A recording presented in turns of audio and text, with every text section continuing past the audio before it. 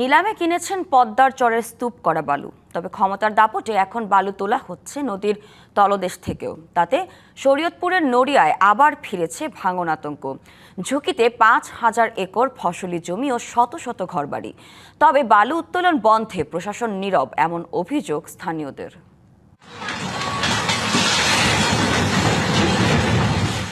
এই দৃশ্য খুব বেশি সময় আগের নয়। ২০১৩ থেকে ২০১৮ সাল পর্যন্ত পদ্মার ভয়াবহ ভাঙনে সৈয়দপুরের নড়িয়ায় প্রায় ২৫,০০০ পরিবার গৃহহীন হয়। সেই ক্ষত না শুকাতেই আবার তাড়া করে ফিরছে ভাঙন আতঙ্ক। তবে এবার কোনো প্রাকৃতিক কারণ নয়, আতঙ্ক তৈরি করেছে মানুষ নিজেই। গেল বছর পানি উন্নয়ন বোর্ডে চর খনন প্রকল্পের বসারচর ও চর আত্রা মৌজার স্তূপকৃত বালু নিলামে কেনেন ফরিদ আহমেদ রুবেল। কেবল তীরের স্তূপ করা বালু উত্তোলনের সত্ত্ব থাকলেও তার ধার ধারে নাই তিনি।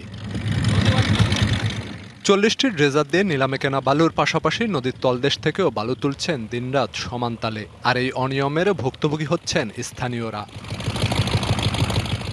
এরই মধ্যে বসারচর এলাকায় শতবিঘা জমি বিলীন হয়েছে ভাঙনে। ঘরবাড়ি হারানোর শঙ্কায় দিন কাটছে নদীপাড়ের শত শত পরিবারের। যে চরের মানুষগুলি যে বাঁচতে পারবে একটা ভিটেমারি এদের হয়েছে শুধু এই বেড়িবাঁধটার কারণে। যদি এই চরটা কাটে তাহলে বেড়িবাঁধটা হুমকির মুখে পড়বে, যে কোনো সময় ওটা ধসে যাবে। যদি এই জায়গায় মাটি কাটে, এই বর্ষা আসলে এই চরটা থাকবে না। এই চরটা অনেক জায়গা জমির মানুষের অনেক এই জায়গায় জীবিকা তৈরি হয়।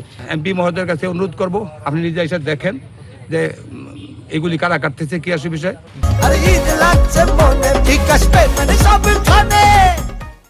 যদিও অভিযোগ অস্বীকার করে অভিযুক্ত দিলেন নিজের যুক্তি। গতবার যে কাটা শেষ হয়েছিল সেখানে এটা মাটি করে বালু করে সেখানে ভরে গেছে, অনেকটাই ইয়ে হয়ে গেছে, নদীর নাব্যতা কমে গেছে, যার কারণে ওটা ওই চ্যানেল করে ওটা কাছে যেতে হবে।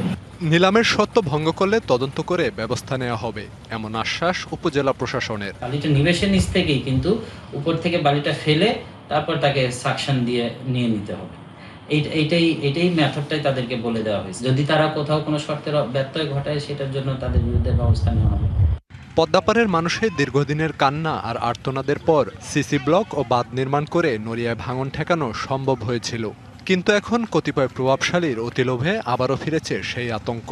নদী ভাঙনের এই অভিশাপ থেকে কবে মুক্তি মিলবে সে প্রশ্ন নড়িয়াবাসীর। DBC news desk.